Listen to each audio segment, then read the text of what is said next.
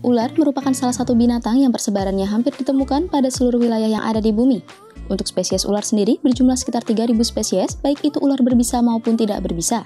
Walaupun ular merupakan salah satu binatang yang persebarannya paling merata di bumi, tetapi ada beberapa wilayah atau negara yang tidak ada ular jenis apapun yang hidup pada wilayah tersebut. Kenapa itu bisa terjadi?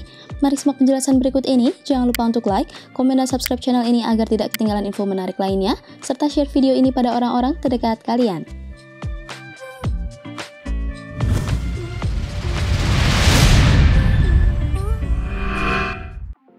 Beberapa wilayah yang tidak ditemukan ular adalah Antartika, Irlandia, Hawaii, dan Vatikan.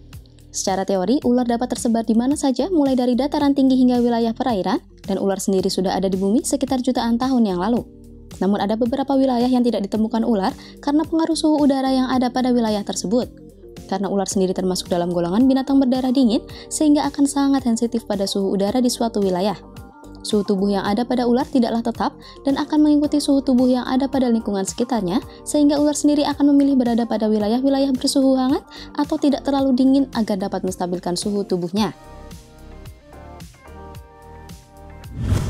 Seperti wilayah Antartika yang memiliki suhu rata-rata sekitar -10 hingga -60 derajat Celcius, maka sudah dipastikan tidak akan ada ular yang mampu bertahan pada tempat sedingin itu. Binatang lainnya pun juga tidak banyak yang dapat bertahan pada tempat se-ekstrim Antartika. Hanya sedikit binatang yang mampu bertahan hidup di sana.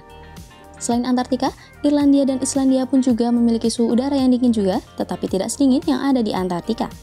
Suhu rata-rata yang ada di Irlandia berkisar 5 hingga 20 derajat Celcius dan hampir setiap hari turun hujan di berbagai wilayahnya. Itu merupakan wilayah yang sangat tidak cocok untuk keberlangsungan hidup ular yang sangat sensitif pada suhu dingin. Selain itu, di Islandia pun juga tidak ditemukan ular karena sudah pasti suhu udara yang ada di sana sangatlah dingin, mengingat Islandia sendiri berada pada wilayah yang dekat dengan lingkar Arktik.